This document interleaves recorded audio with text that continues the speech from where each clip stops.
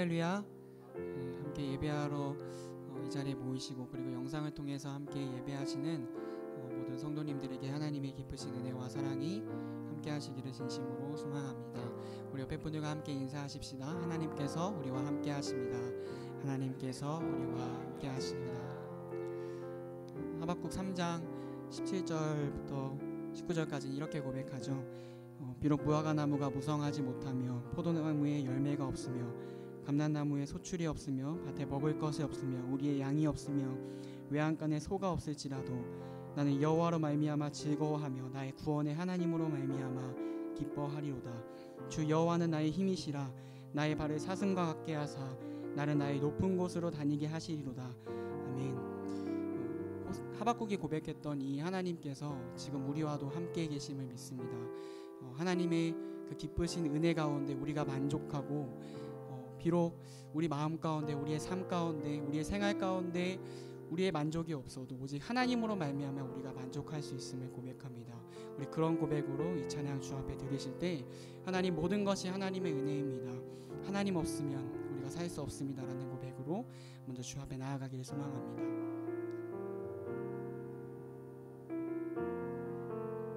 주 나의 모습 보내 주 나의 모습 보내 상한 나의 맘 보시네 주 나의 눈물 안에 홀로 울던 맘 하시네 세상 소망 다 사라져가도 세상 소망 다 사라져가도 주의 사랑은 끝이 없으니 살아가는 이 모든 순간이 주 은혜임을 나는 믿네.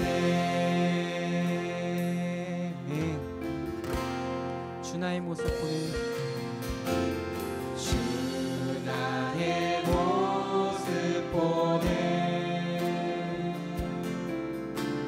상한 나의 맘 보시네 주 나의 눈물 안에 홀로 울던 맘 하시네 주 사랑 내게 있네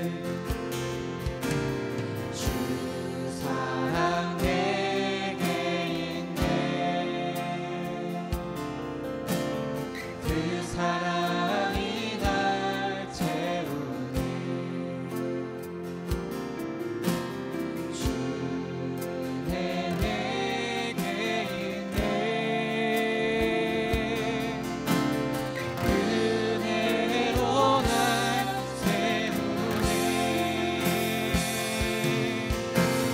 세상 소망 다 사라져가 주의 사랑은 끝이 없으니 살아가는 이 모든 순간이 주 은혜임을 함께 고백합시다. 세상 소망 다 사라져가도 세상 소망 다 사라져가 주의 사랑은 끝이 없으니 살아가는 이 모든 순간 살아가는 이 모든 순간이 이제 다시의 고백을 우리 마음판에 새기며 다시 한번 고백하며 나아갑시다. 세상 소망 다 사라져가 주의 사랑 끝이 없으니 살아가는 이 모든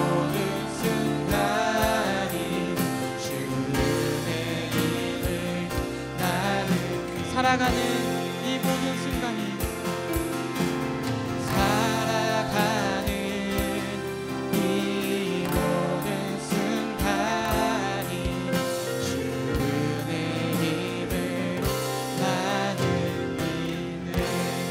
모든 순간 가운데 함께 하시는 주님께 우리 감사의 영광과 돌리기를 원합니다. 아멘.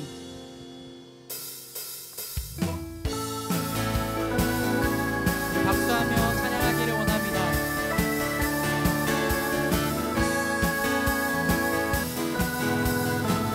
많은 사람들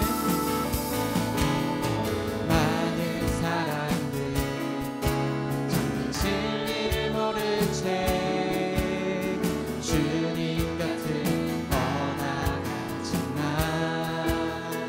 내가 만난 주님을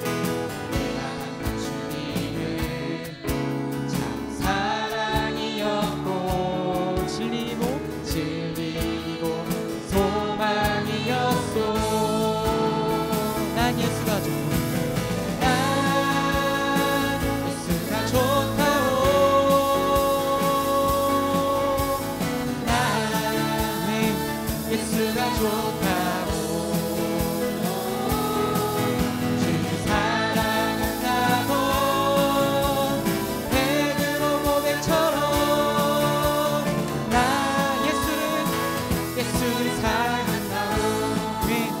무거운 짐진 자 내게로 오라. 내가 너를 쉬게 하리라. 이게만이 생명이니 복된 길이라 항상 내게 들려주셨소.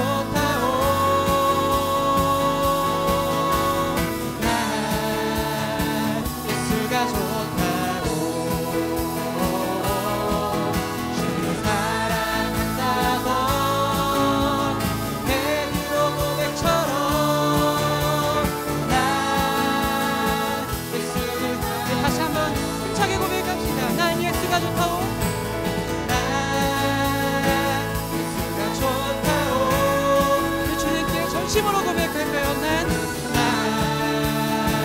예수가 좋다오. 주를 사랑한다고 베드로 고백처럼 난 예수를 사랑한다고. 살아계신 주 나를 참는 소망 걱정되지 전혀 없네. 사랑해 주네 아멘. 내 모든 삶의 기쁨 내 모든 삶의 우리 한 번 더 고백합시다. 살아계신 주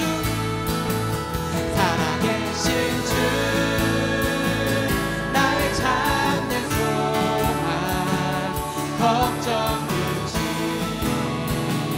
전혀 없네. 사랑의 주 갈 길 인도하리 내 모든 삶의 기쁨 늘 충만하네.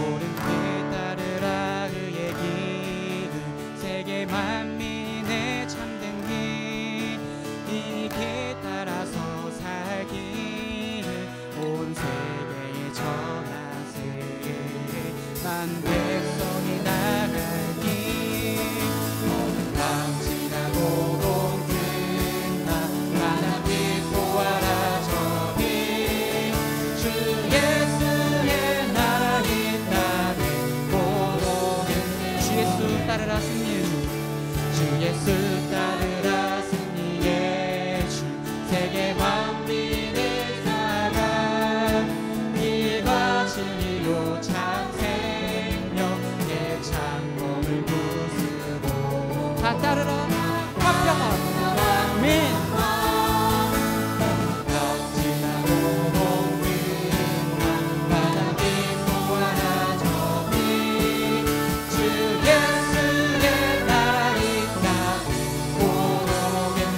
놀라운 이 소식이 알려라 놀라운 이 소식이 알려라 세계 만민을 구하라 내 주 예수를 내 주 예수를 보니 참 사랑의 하나님 참 사랑의 하나님 만 백성이 따르기 만 백성이 따르기 밤 지나고도 끝나 환한 길 보아라 저기 주 예수의 나라 있다는 고백해요 고난길에 치고 고난길에 치고 찾아온 많은 백성을 구한 길 모두 나와서 믿은 온 세상이 마침내 이 진리에 살겠네 우리 그 나라를 소망하며 함께 고백합시다 밤 지나고도 끝나 환한 길 보아라 저기 주 예수의 나이미 우리 다시 한번 고백합시다 어둠 밤 지나고 밤 지나고도 끝나 환한 길 보아라 저기 주 예수의 나이라는 어둠 밤 지나고 밤 지나고도 끝나 환한 길 보아라 저기 주 예수의 나라 있다는 고독했네 고백했네 아멘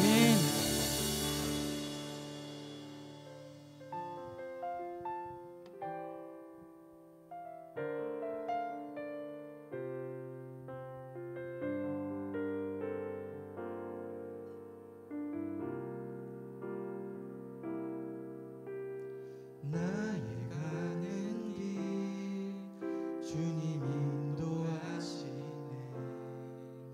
그는 보이지 않아도 날 위해 일하시네 주 나의 인도자 항상 함께 하시네 사랑과 힘 베푸시며 인도하시네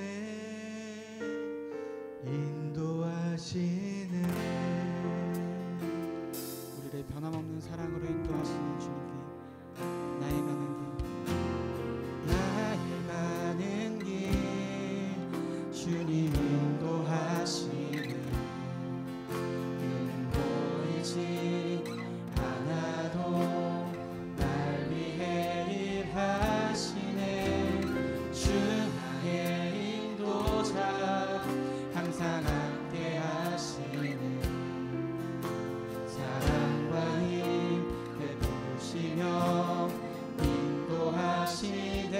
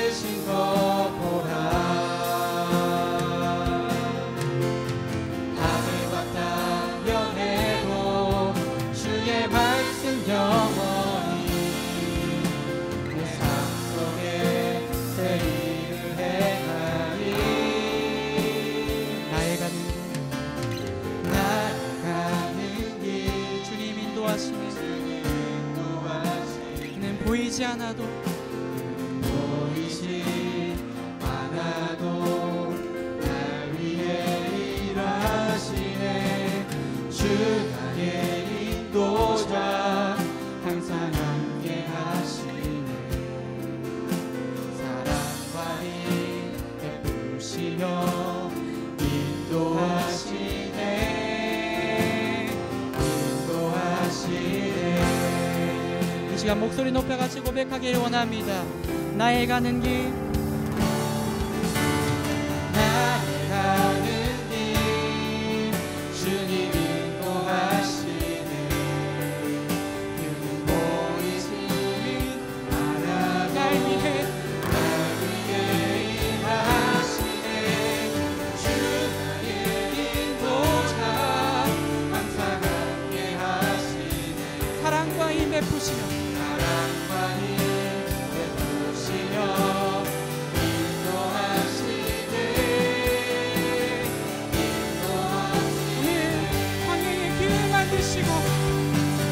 방향의 길을 만드시고 나를 인도해. 사막의 강 막으신 것 보라. 성품에 나아가 하늘과 땅 변해도, 하늘과 땅 변해도 주의 말씀 영원히 내 삶 속에 새 일을 행하기. 차게 고백합니다. 나의 가는 길, 나의 가는 길, 주님 인도하시네.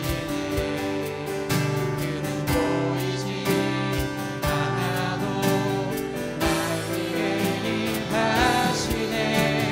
주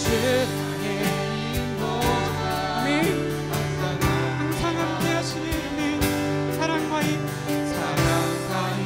사랑과 힘 베푸시며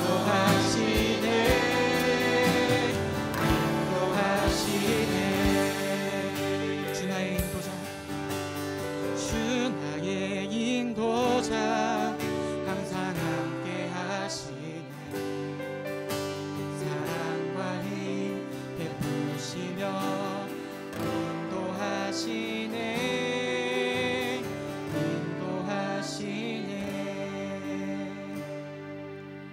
비록 무화과 나무에 열매가 없고 외양간에 송아지가 없을지라도 우리가 여호와로 말미암아 즐거워할 수 있을 줄 믿습니다. 하나님 아버지, 우리 마음 가운데 함께하여 주셔서 하나님의 선하심을 바라보게 하여 주시고 하나님의 말씀을 바라보게 하여 주시고 우리가 보이지 않지만 우리를 위해서 날마다 일하고 계시는 주 성령님을 바라볼 수 있도록 주여 인도하여 주시옵소서.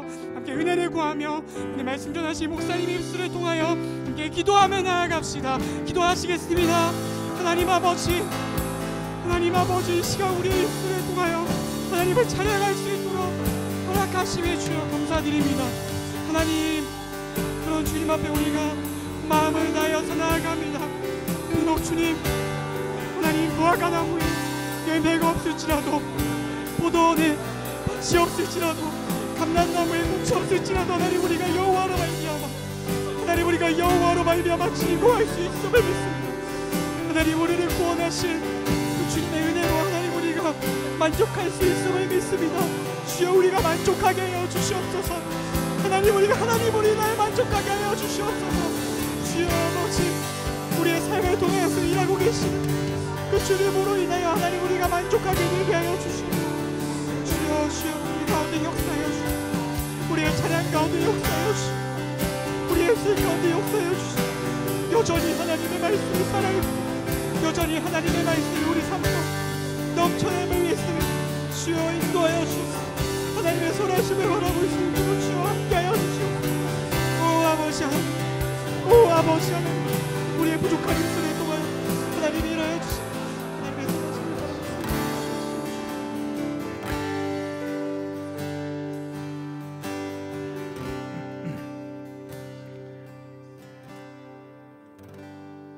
하나님, 오직 우리 하나님만이 우리의 길을 인도하시고 오직 우리 하나님만이 우리에게 생명을 주실 줄 믿습니다. 사랑하는 주의 백성들 모두가 주님만이 우리에게 선한 길을 베푸시고 주님만이 우리에게 가장 합당한 일을 허락해 주시며 우리가 하나님만을 예배하고 또 영광 돌리고 또 찬양하는 것을 우리가 즐겨할 수 있도록 허락하여 주시옵소서.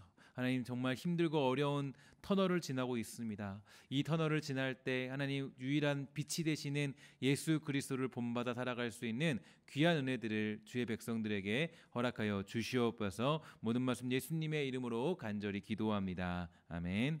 오늘 우리 함께하는 말씀은 로마서 7장 말씀입니다. 로마서 7장 13절부터 26절까지 말씀입니다. 로마서 7장 13절부터 26절까지 말씀, 25절까지 말씀입니다. 로마서 7장 13절부터 25절까지 말씀입니다. 한 절씩 우리 교독하여 읊도록하겠습니다. 그런즉 선한 것이 내게 사망이 되었느냐? 그럴 수 없느니라. 오직 죄가 죄로 드러나기 위하여 선한 그것으로 말미암아 나를 죽게 만들었으니 이는 계명으로 말미암아 죄로 심히 죄되게 하려 함이라. 우리가 율법은 신령한 줄 알거니와 나는 육신에 속하여 죄 아래에 팔렸도다. 내가 행하는 것을 내가 알지 못하노니 곧 내가 원하는 것은 행하지 아니하고 도리어 미워하는 것을 행함이라. 만일 내가 원하지 아니하는 그것을 행하면 내가 이로써 율법이 선한 것을 시인하노니 이제는 그것을 행하는 자가 내가 아니요 내 속에 거하는 죄니라. 내 속 곧 내 육신에 선한 것이 거하지 아니하는 줄 아노니 원함은 내게 있으나 선을 행하는 것은 없노라. 내가 원하는 바 선은 행하지 아니하고 도리어 원하지 아니하는 바 악을 행하는도다. 만일 내가 원하지 아니하는 그것을 하면 이를 행하는 자는 내가 아니요 내 속에 거하는 죄니라. 그러므로 내가 한 법을 깨달았노니 곧 선을 행하기 원하는 나에게 악이 함께 있는 것이로다. 내 속사람으로는 하나님의 법을 즐거워하되 내 지체 속에서 한 다른 법이 내 마음의 법과 싸워 내 지체 속에 있는 죄의 법으로 나를 사로잡는 것을 보는도다. 보고라 나는 공고한 사람이로다. 이 사망의 몸에서 누가 나를 건져내랴. 함께 있습니다. 우리 주 예수 그리스도를 말미암아 하나님께 감사하리로다. 그런즉 내 자신이 마음으로는 하나님의 법을 육신으로는 죄의 법을 섬기노라. 아멘. 오늘 우리가 보는 본문에서 가장 큰 의문은 지금 작성하고 있는 이 글의 내용을 볼 때 과연 바울이 신자일 때 작성한 것이냐 아니면 불신자일 때 작성한 글이냐 여기에 대해서 많은 논란을 가지고 있습니다. 한편에서는 바울이 만약에 신자라면 거듭난 성도라면 나는 육신에 속하여 죄 아래 팔렸도다라고 말할 수 없다라고 그렇게 말하고 있죠. 심지어 그는 이 죄를 어김없이 강박적으로 짓게 된다는 그런 고백을 하고 있는데요. 15절에 보니까 이렇게 말합니다. 내가 원하는 것을 행하지 아니하고 도리어 미워하는 것을 행함이라. 또한 18절에 보면은 원함은 내게 있으나 선을 행하는 것은 없다 이렇게 이야기하고 있습니다. 그렇기 때문에 오랜 시간 많은 사람들은 이 본문을 가지고 바울이 회심하기 전에 자신에 대해서 말하고 있다라고 본문을 해석하고 평가하고 있는데요. 하지만 이제 여기에 대해서 좀 반론을 제기하는 많은 이론들도 있습니다.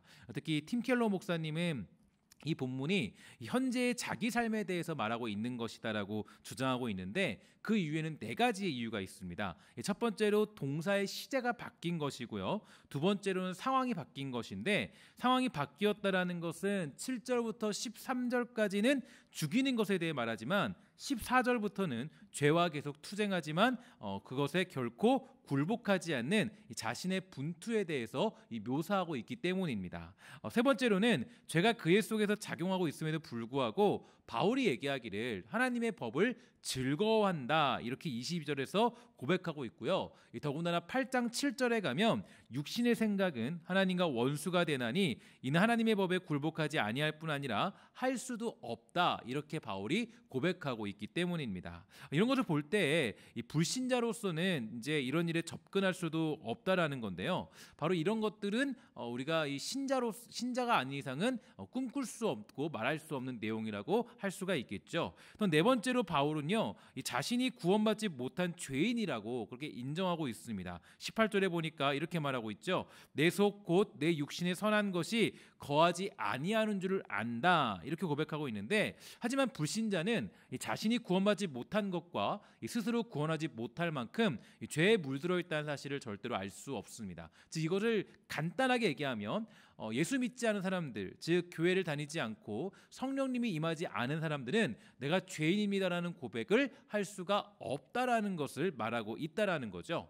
따라서 이 본문은 이 불신자로서는 느낄 수 없는 괴로움이 여기에 잡혀 있고요. 또한 그런 실패와 슬픔과 자신이 처한 이런 비참함에 대해서 이 바울이 토로하고 있습니다. 우리는 사실은 이 예수를 믿고 살아갈 때 신자로서 이런 비참함을 우리가 가지고 있어야 됩니다. 신자는 사실 자기의 비참함을 깨닫는 것으로부터 시작하게 되는데요. 또한 매일같이 실패하는 이 자기 자신을 발견하는 것으로부터 시작하고 내가 죄인임을 고백하는 일로부터 이 신자로서의 삶이 시작됩니다. 이 마음은 언제든지 늘 매일같이 가지고 있어야 하는 마음이고, 그렇기 때문에 우리는 하나님의 은혜만을 사모할 수 있는 이유가 여기에 담겨져 있습니다. 그래서 제가 로마서를 시작하면서도 계속적으로 말씀드렸지만, 이 기독교는 은혜의 복음이죠. 내가 뭐 했다, 내가 이렇게 했다, 이런 거 절대로 없습니다. 종종 우리가 많은 오류에 빠지는 것이 바로 자기의 의로움입니다. 특히 신앙생활을 좀 열심히 하다 보면요, 이러한 문제에 빠질 때가 많이 있죠. 그래서 예수 그리스도의 십자가나 하나님의 은혜만을 바라보기보다는 내가 얼마나 의로운 사람인데, 내가 얼마나 신앙생활을 오래 했는데, 바로 여기에 빠져서 어떤 이 자가당착에 빠질 때가 많이 있게 되는 거예요. 그런 예가 있는데요, 바로 다윗이었습니다. 다윗은 이제 왕국을 이루면서 통치를 잘 해냈죠. 나라는 부강해졌고 나라는 성장했습니다. 더군다나 다윗하면 떠오르는 인물이 누구냐면 바로 사울 왕이었어요. 사울에게 핍박받고 괴롭힘을 당하다가 왕이 되었으니까 정말 여기서 어떤 이유가 있냐면, 여러 가지 고난들을 겪어오던 이유 있는 왕, 그리고 골리앗까지 물리친 국민 영웅으로 각광받고 온 사람이 바로 이 다윗이었습니다. 그러니까 이 다윗의 기세가 이 하늘을 찔렀고, 다윗은 왕으로서 아주 대단한 추앙을 받게 되죠. 그러니까 이제 그는 뭘 했냐면요, 이제 내가 얼마나 치세를 잘했나 이걸 확인하기 위해서 인구조사를 벌여요. 그러니까 인구조사를 했다는 것은 그냥 나라를 정비하기 위해서가 아니라, 인구조사를 통해서 자기의 업적이 얼마나 대단한가, 나는 얼마나 위대한 왕인가, 여기에 대해서 알고 싶었기 때문입니다. 그는 뭔가 의로운 일을 잘 감당했다고 생각했지만, 사실 하나님은 그러한 모습을 조금도 전혀 기뻐하지 않으셨습니다. 심지어 다윗은요, 하나님께 이제 내가 좋은 성전 하나 지어드리겠습니다 이렇게 말하지만, 제대로 된 성전을 짓겠다라고 하는데 하나님이 말씀하세요. 거절하시죠. 나는 그런 성전 필요 없다. 우리 같으면 얼싸 좋다구나 하고 받아낼 텐데, 하나님은 그것을 거절하십니다. 우린 기억해야 됩니다. 하나님이 기뻐하시는 것이 무엇인지, 하나님이 원하시는 것이 어떤 것인지, 하나님이 과연 우리에게 요구하는 것이 무엇인가에 대해서 기억할 필요가 있다라는 거죠. 나의 의로움이 문제가 아닙니다. 기독교라는 건요, 은혜의 종교예요. 기독교는 오직 하나님의 은혜만이 남는 것입니다. 그래서 이 다윗이 만난 일은 밧세바와의 간통이죠. 대단하고 의롭고 뭔가 할 줄 알고 능력 있고 뭔가 좀 많은 것을 이룬 것처럼 보이는 다윗이었지만, 사실 밧세바의 간통을 통해서 완벽하게 산산조각난 사람이 다윗이에요. 자기는 의로운 줄 알았어요. 괜찮은 줄 알았어요. 뭔가 자기는 조금 더 믿음이 좋은 줄 알았어요. 그런데 보니까 이 밧세바의 간통을 통해서 자기 현실을 보니까 너무 비참한 거예요. 그러니까 다윗을 봤을 때, 다윗은 어떻게 보면 정말 우리가 기억할 필요가 있는데요, 정말 우리가 이 땅을 살아갈 때 다윗을 통해서 볼 수 있는 것은, 다윗은 너무나도 이 자기의 만족과 또 자기의 어떤 그런 의로움, 거기에 빠져 있었지만, 밧세바의 간통, 또 여러 가지 사건을 통해서 자기가 별거 아닌 인생이라는 것을 깨닫게 돼요. 이게 바로 우리 인간의 현실입니다. 깨끗한 척 하려 해도 사실 더러운 존재, 악한 존재가 우리들의 모습이라는 거죠. 바로 이 부분에 오늘 본문의 저자인 바울도 걸려 있습니다. 그도 예수님을 만나면 죄에서 완전히 완벽하게 벗어나 살 줄 알았는데, 그런데 그렇지 않은 자기 비참함을 발견하게 된 거예요. 무엇을 해도 어떻게 해도 끊임없이 흘러나오는 악한 자기 모습을 보게 된 것입니다. 이게 바로 바울의 고민이었어요. 사실 이 고민이 저와 여러분들이 가질 수밖에 없는 고민입니다. 이러한 예를 또 생각해 볼까요? 누가 있냐면 바로 욥이죠. 욥은 어떤 사람입니까? 당시에 최고의 의인이라고 불린 사람이 욥이었습니다. 둘러보면 욥은 괜찮은 사람이었어요. 문제를 당하니까 하나님 앞에 엎드려서 경배하며 회개하던 자가 바로 욥이었습니다. 그러나 욥기 1장과 2장을 지나면 완벽하게 무너지는 욥의 모습을 우리는 살펴볼 수가 있게 되죠. 욥은 하나씩 자기가 쌓았던 공든탑이 무너져 버립니다. 문제가 생기면 제사를 드림으로써 해결받을 줄 알았는데 아니에요. 계속 터지는 문제, 계속 자기를 얽매우는 수많은 삶의 환경들 속에서 이 욥은 어떻게 할 수 없는 자기 자신을 발견하게 됩니다. 그게 바로 욥이 가진 속상함이었어요. 그의 괴로운 번뇌가 욥기 37장까지 가게 됩니다. 그렇게 흘러가서 결국 그가 무릎 꿇는 것은 어디입니까? 하나님의 섭리와 그분의 주권이에요. 내가 뭐 의롭다고, 내가 조금 믿음 생활 열심히 했다고, 내가 뭔가 조금 뭐 하나님 앞에 제사를 드렸다고 이걸로 우리의 신앙을 말할 수 없구나. 오직 그가 무릎 꿇는 것은 하나님의 섭리, 그분의 주권 앞에 모든 것을 내려놓는 욥의 모습을 우리 욥기서를 통해서 살펴볼 수가 있게 됩니다. 자기의 비참함 속에서 발견한 것은 오직 하나님에게만 소망이 있다라는 것을 욥이 확인하게 된 거죠. 이것이 바로 오늘 본문의 짧은 내용을 쭉 펼쳐놓은 겁니다. 그러니까 이 바울의 고민들, 바울이 가지고 있는 이 지금 고민과 가지고 있는 생각들을 아주 크게 딱 펼쳐버리면 바로 이 욥기서라고 이야기해도 과언이 아닐 거예요. 그래서 여러분, 욥기는요, 한 번쯤 우리가 1장부터 42장까지 쭉 하고 아주 정독을 하면서 읽어야 될 이유가 여기에 있습니다. 여러분 다들 욥하면 생각나는 게 있죠. 어떤 겁니까? 나를 정금같이 하시는 하나님, 그죠? 단련하신다. 우리 여기에만 우리가 이제 많이 집중하는데 사실 욥기가 얘기하고 싶은 건 그게 아니에요. 욥기가 말하고 싶은 것은 그 죄의 비참함 속에 있고 우리가 무엇을 해도 의롭다라고 말할 수 없는, 또 의로움으로 구원받을 수 없는 그 인생에 대해서 표현하고 있는 것이 아주 욥기의 진지한 내용입니다. 그런 자신감은요, 욥기의 자신감은 사실 1장에서 끝납니다. 2장부터 쭉 마지막까지 가면요, 전부 다 뭐예요? 자기 원망뿐이에요. 내가 생일날 태어나지 않았으면, 내가 생일을 맞이할 그때 이 적들이 침공을 해서 우리의 부모를 다 죽였으면 내가 태어나지 않았을 텐데. 원망하면서 모든 욥기서는 다 원망서예요. 그러니까 욥기가 그냥 고난을 이겨냈다. 사실 욥기에서 욥이 고난을 이겨낸 건 별로 없습니다. 처음에 당한 고난들 거기서 이겨내지만 훗날 보면요, 욥은 자기 원망, 또 친구들과의 어떤 논쟁, 여기에 빠져서 어떻게 할 줄 모르는 상황에 빠지는 사람이 욥이에요. 사실은 1장 이후부터 추풍 낙엽같이 하나님이 하나씩 그의 모든 것을 다 꺾어버리십니다. 이유가 있죠. 사실은 욥도 자기의 의로움에 도취된 사람이기 때문이에요. 여러분, 우리가 예수를 믿고 우리가 교회를 다닐 때 가장 경계해야 될 것, 그러니까 내가 10년이 지나고 20년이 지나고 30년이 지나도 우리가 경계해야 될 건 뭐냐면, 자기 의로움에 빠져서 자가당착에 빠진 사람들이 가장 위험한 사람들 중에 한 사람이에요. 우리는 기억할 필요가 있습니다. 바로 여기에 우리가 기억할 필요가 있는 것이죠. 자기가 얼마나 정결하느냐, 여기에 끌려다니는 사람이 바로 욥이었습니다. 그래서 그는 하나님의 은혜와 그분 앞에 가서야 무릎을 꿇게 돼요. 종종 이 땅에서도 자기는 안 그런 것처럼 깨끗한 척하는 사람들을 만나게 됩니다. 그런 사람들의 특징이 어디에 있습니까? 비판하기를 굉장히 좋아하죠. 자기는 괜찮다라고 합니다. 약 1년 전쯤에 벌어진 일인데요. 실물을 제가 거론하기는 조금 그렇지만 여러분 땡땡이라는 목사님이 있었습니다. 근데 얼마나 기독교를 신랄하게 잘 비판하는지 몰라요.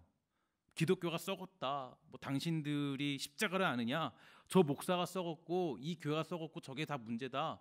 야, 무슨 요즘 교회가 개혁을 해야지 이게 무슨 교회냐? 저도 사실은 그분의 이야기를 듣고 또 그분의 이야기를 보면서 그냥 고개를 끄덕이며 인정할 수밖에 없는 말들을 늘어놓았습니다. 정말 충격적인 사실이 있었어요. 그 목사에게 10년 넘게 함께하던 불륜녀가 있었다라는 거예요. 그래서 작년에 거기 이제 아주 중요한 그런 한국 기독교 개혁 그쪽이 있거든요. 거기에 대표를 맡고 있는 분인데 이분이 이제 뭐냐면은 결국 사퇴하고 물러났죠. 근데 진보주의적인 사고를 가지고 있던 그런 목사고 굉장히 깨끗한 척, 정말로 명성교회 이런 데부터 비판하고 다 이 교회 비판하고 저 교회 비판하고 다 비판했던 사람이었어요. 근데 너무 놀라운 게 그 10년 넘게 불륜녀가 너무 부끄러운 일이죠. 너무 부끄러운 일이에요. 깜짝 놀랐습니다. 아마도 가장 깜짝 놀란 사람들은 누구냐면 진보계에 있던 기독교인들이었을 거예요. 그러니까 그 사람들이 다 놀란 거죠. 맨날 뭐 교회 개혁하자, 뭐 교회 바꿔야 된다, 저 사람이 문제다, 저 교회가 문제다, 뭐 이 교회가 왜 이렇게 썩었냐. 깨끗한 척은 다 했는데 사실은 그걸 보면서 자기 모습은 보지 못한 겁니다. 여러분, 그러면 그게 사실은 누구를 탓할 게 아니라 그게 인간의 모습이에요. 그러니까 인간의 모습은 여기에 있습니다. 그러니까 우리는 그렇기 때문에 누군가를 비판할 필요가 없어요. 그러니까 우리가 모두 다 같은 길을 걸어가는 사람들입니다. 교회에 뭐 문제 있다, 뭐 한국교회 어쩌다 저쩌다, 물론 우리가 속상하면서 자정하면서 함께 회개하는 모습은 필요하겠죠. 하지만 그걸로 자기 혼자 의로운 척, 자기 혼자 깨끗한 척, 자기는 아닌 척, 이게 정말 무서운 겁니다. 사실 기독교에서 가장 경계하는 게 바로 여기에 있습니다. 그래서 모두가 우리가 다 같은 길을 걸어가는데요. 다만 신학적으로 말씀을 중심으로 올바른 길을 제시하면서 우리는 그 길에 가기를 힘쓸 뿐입니다. 이것이 우리가 가져야 될 모습이라는 거예요. 다시 한번 다윗을 이야기해 보면요, 다윗은 이 밧세바 사건을 만나기 전에는 의기양양한 사람이었어요. 기고만장한 사람이었죠. 자기 믿음이 최고이고 남의 믿음은 별거 아니라고 생각한 사람이었습니다. 그런데 그가 밧세바 사건을 만나서 완벽하게 무너져 버리죠. 나단 선지자는 얘기합니다. 의로움에 빠져있던 그 다윗에게 말해요. 당신이 그 죽일 놈의 죄인입니다. 이게 우리들을 향한 얘기 아니에요? 이게 여러분들과 저를 향한 얘기예요. 누구를 원망할 게 없어요. 나단이 지적했던 그 사람은 누구냐면 바로 나라는 사람이에요. 우리라는 사람이에요. 기독교는 그래서 이거부터 시작하는 겁니다. 예수 믿는 건 여기부터 시작하는 거예요. 평생을 이 마음 가지고 살아야 되는 거예요. 근데 자꾸 우리가 뭐가 어떻게 되면은 뭐 괜찮은 척, 아니죠. 그러니까 다윗에게 남은 건 뭐예요? 그동안 내가 왕의 노릇을 잘했다, 뭐 고난받았다, 이거 아니죠. 그러니까 다윗에게 남은 건 뭐가 남았습니까? 오직 하나님의 은혜밖에 없습니다. 거기서 하나님의 은혜를 발견한 거예요. 밧세바와의 그 간통 사건을 통해서 나같이 더러운 나쁜 놈도 없구나. 거기서 이제 깨닫게 된 거예요. 나는 정말 하나님의 은혜밖에 없습니다. 이게 나를 자유케 합니다. 하나님의 은혜만이 나를 자유케 합니다. 하나님의 은혜만이 나를 새롭게 합니다. 그래서 훗날 아들 압살롬이 반란을 일으키죠. 그러니까 그 압살롬이 반란을 일으켰을 때 압살롬을 탓하지 않아요. 압살롬을 원망하지 않습니다. 우리 같으면 저 나쁜 저런 놈이 있나 이렇게 얘기할 거 아니에요. 그렇지 않아요? 그 자식이 배신해가지고 자기를 이렇게 뒤엎어버리고 왕궁을 완전히 다 빼앗아 버리는데, 그럼 보통 우리 아빠가 아무리 아버지라도 저놈 내가 죽여야겠다 이렇게 하잖아요. 다윗 안 그래요. 그렇지 않아요. 안타까워하고 슬퍼해요. 왜냐? 쟤도 죄인이고 나도 죄인임을 알았기 때문에.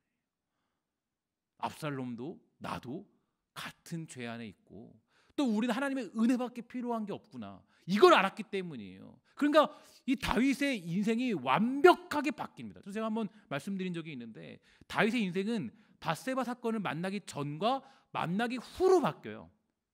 이게 그의 인생의 변화예요. 그러니까 그걸로 오늘 본문으로 따지면 로마서 7장이 바로 밧세바 사건을 만나는 그 장면과 똑같은 장면입니다. 그래서 이 바울도 얘기하는 거예요. 내가 죄를 질 수밖에 없는 이 육체를 가지고 있다. 이 얘기 왜 한 거예요? 왜 했을까요? 이 얘기를 한 이유가 뭐예요? 그냥 나는 정말 쓸모없는 놈이다 이 얘기하기 위해. 그렇지 않죠. 왜 이런 얘기를 했을까요? 오직 하나님의 은혜만이, 성령의 법만이 나를 해방케 하더라. 이거밖에 나를 자유케 하는 게 없더라. 내가 나를 의지해보고 내가 어떻게 해보고 내가 완벽한 척 해보고 다 해봤는데 그거 아무 의미 없더라. 하나님이 하셔야 되고 하나님만이 나를 살리셔야 내가 그 은혜 가운데 들어갈 수 있다라는 걸 알게 되는 겁니다. 이게 바로 바울이 깨달았던 모습이라는 거예요. 그래서 이런 은혜를 깨달은 사람들은 어떻습니까? 받아들임이 있고 넉넉한 이해와 포용력, 하나님의 섭리, 그분의 넓고 넓은 계획 안에 들어가는 그런 믿음을 가지게 됩니다. 이게 바로 하나님의 은혜를 깨달은 자의 모습이에요. 바울은요, 사실 맨 처음에 신앙을 시작할 때 갈라디아서를 보면요, 그에게는 용납이 없습니다. 철저하게 비판하죠. 야, 뭐 무슨 소리야? 말도 안 되는 소리 하지 마. 이해가 없어요. 딱 칼같이 정확하게 자르는 사람이 바로 바울이었습니다. 근데 훗날 어때요? 그의 저작들을 보면요, 이해와 포용력이 있죠. 받아들임이 있죠. 넉넉함이 있어요. 왜 그러냐면 우리가 얘기할 것보다도 더 중요한 건 하나님의 은혜가, 그 은혜가 나를 살리고 그 은혜가 우리를 살릴 수 있는 유일한 길이라는 것을 바울이 깨달았기 때문이에요. 하나님의 은혜가, 하나님의 선하심이, 그분의 일하심이 모든 일들을 완성시킨다라는 자신감이 있었기 때문입니다. 그래서 바울은요, 그 사실을 믿고 살아가요. 우리도 신앙의 연수가 더해가면서 기억해야 될 것은 오직 하나님의 은혜밖에 없음을 기억하시기를 주의 이름으로 간절히 축원합니다. 우리 하나님의 은혜 안에 부름받고 의롭게 되어 살아감을 잊지 말아야 돼요. 혹자는 코로나19의 문제가 그저 이 어떤 저주라고만 말하고 심판이라고 말하지만 한편으로는 또한 하나님의 은혜예요. 우리는 지금도 하나님의 은혜 안에 있는 줄 믿습니다. 하나님의 심판은 우리를 멸망시키기 위함이 아니라 우리를 하나님의 은혜 안에 불러들이기 위함입니다. 이 전염병을 통해서 우리는 나 자신을 돌아보며 신앙을 재점검하는 시간을 얻었습니다. 다시 가족들과 함께 예배하는 기쁨도 누리게 되었어요. 하나님은 여러 가지 방식과 모양들로 우리에게 자기 은혜를 보여주시고 그 은혜 안에 들어오도록 허락하십니다. 그동안 많은 기독교인들이 말하길 인터넷과 미디어는 사탄의 도구라 이렇게만 얘기했어요. 하지만 지금 여러분 어떻습니까? 이 위기 가운데 유튜브가 없으면, 그죠? 이 위기 가운데 인터넷이 없으면 이걸 어떻게 극복할 수 있어요? 우리가 어떻게 함께 예배할 수 있어요? 함께 묶일 수 있어요? 하나님 은혜죠? 하나님 은혜예요. 하나님의 가장 적절하고 아름답고 가장 위대하게 우리에게 은혜를 베푸시는 분이십니다. 중요한 것은 우리가 하나님의 은혜 안에 있다는 것을 발견하는 것인 줄 믿습니다. 나의 의로움을 내려놓고 하나님께 모든 것을 맡기는 믿음, 맡기는 삶의 모습이 필요하죠. 자기 의로움으로 살아가는 자들은요, 하나님이 반드시 그 의로움을 무너뜨릴 수밖에 없습니다. 왜냐? 우리가 하나님의 은혜 안에 들어가야 하기 때문입니다. 우리 그동안 얼마나 자기 의로움을 쌓고 살았습니까? 하나님 믿는 것처럼 보이지만 사실은 우리의 신앙들, 사실은 우리의 어떤 많은 그런 것을 보면은 그래요. 하나님의 은혜보다는 사실은 자기의 의로움과 또 자기의 만족과 자아도취에 빠져서 신앙생활한 적이 더 많지 않았었나요? 우리는 이 시간을 통해서 다시 한번 기억해야 돼요. 우리를 살릴 수 있는 분도 오직 하나님뿐이고 우리에게 유일하게 구원을 이루시는 분도 오직 하나님뿐이고 우리가 때로는 외양간에 소가 없고 또 포도나무에 열매가 없고 감람나무에 열매가 없어도 그래도 우리가 기뻐할 수 있는 이유는 어디에 있습니까? 하나님께서 그 은혜 가운데 우리를 부르시기 때문인 줄 믿습니다. 오늘 이 영상을 보는 여러분, 함께 예배하는 여러분 축복하는 것은 우리가 하나님의 은혜 안에 살아간다는 것을 잊지 아니하는 그런 한 주가 되시기를 주의 이름으로 간절히 부탁을 드리겠습니다. 함께 이 시간에 찬양하시고 우리 오늘 예배를 마치도록 하겠습니다.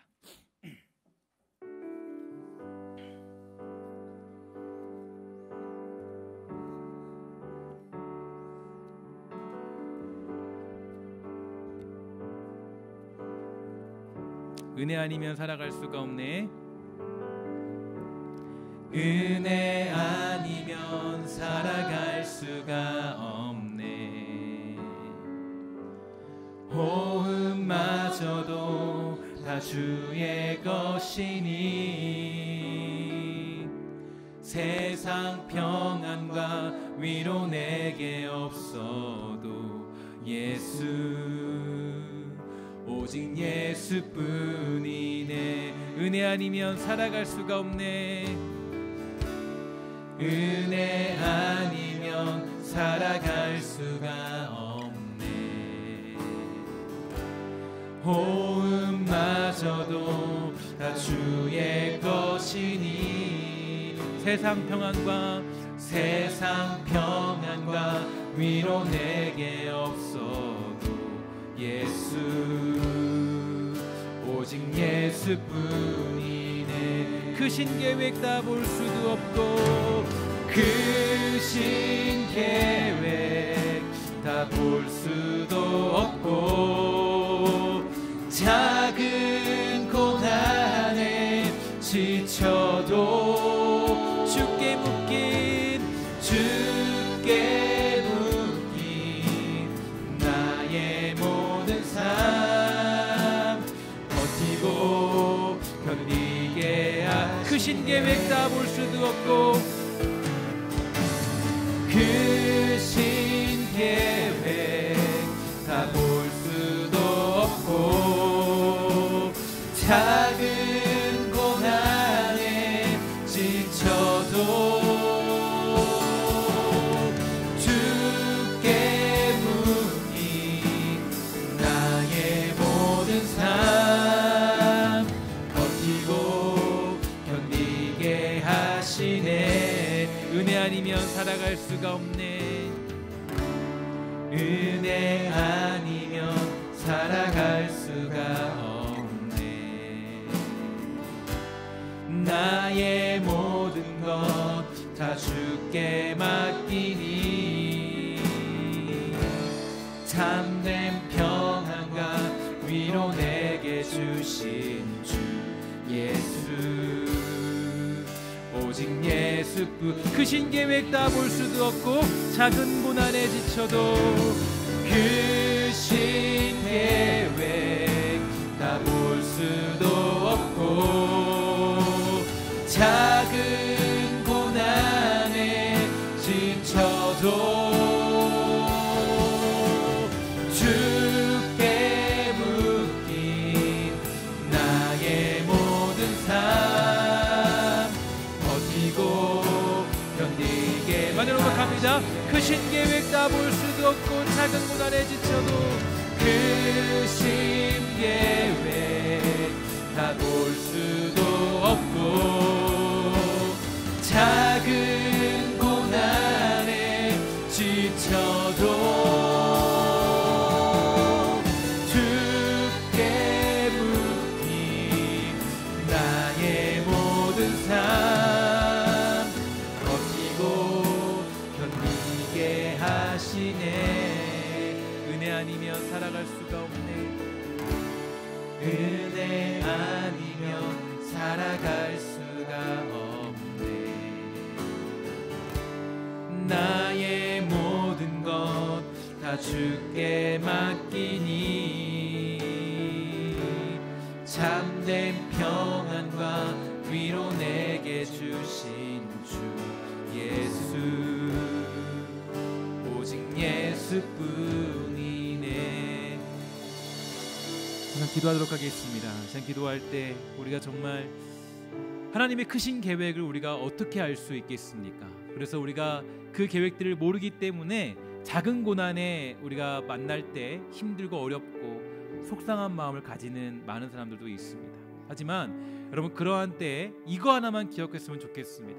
그래도 우리는 하나님의 은혜 안에 살아간다는 것을 믿는 믿음이 있게 되기를 주의 이름으로 간절히 축원합니다. 함께 이제 기도할 때 하나님 우리가 하나님의 은혜 안에 있음을 믿는 믿음을 가지도록 허락하여 주시옵소서. 잠시 기도하도록 하겠습니다. 기도하겠습니다. 오 하나님 아버지 감사합니다. 주님께 붙잡아 주시옵소서.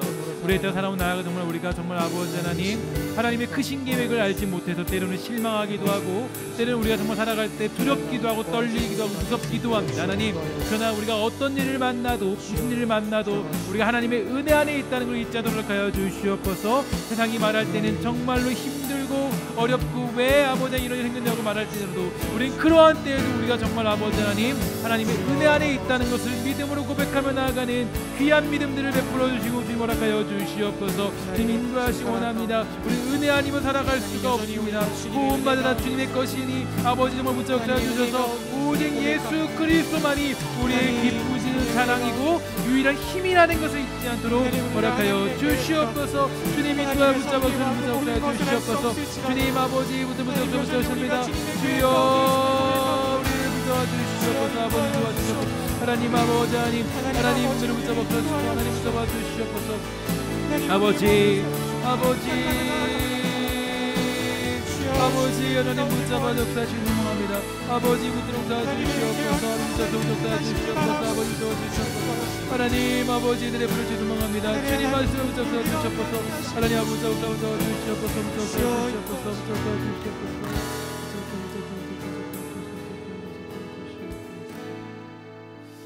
하나님 우리가 이 땅을 살아갈 때 하나님의 계획을 다 알지 못해서 하나님의 뜻을 다 알지 못해서 때로는 마음이 속상하기도 하고 두렵기도 하고 불안하기도 합니다. 하나님 그러나 우리 살아가는 주의 백성들 모두가 또 이 영상을 보는 모든 백성들 모두가 함께하는 또 찬양하는 또 우리 주의 백성들 모두가 정말 우리가 하나님의 은혜 안에 살아간다는 믿음을 놓지 않도록 주님 허락하여 주시옵소서. 이제는 주 예수 그리스도의 은혜와 하나님의 사랑과 성령의 교통하심이 오늘 이 자리에 모여 예배하는 모든 영혼들에게 영원히 있을지어다. 아멘.